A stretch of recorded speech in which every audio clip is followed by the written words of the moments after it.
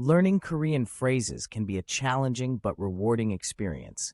The language is known for its unique alphabet and pronunciation, which can be difficult for English speakers to grasp at first. However, with dedication and practice, it is possible to become proficient in Korean.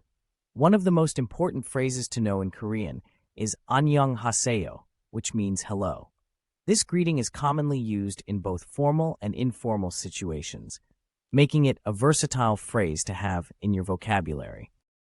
Another essential phrase is 감사합니다, which means thank you. Expressing gratitude is an important aspect of Korean culture, so knowing how to say thank you is crucial. In addition to basic greetings and expressions of gratitude, it is also helpful to learn common phrases for everyday situations. For example, knowing how to ask for directions or order food in Korean can make navigating daily life in Korea much easier. Overall, learning Korean phrases can open up new opportunities for communication and connection with Korean speakers.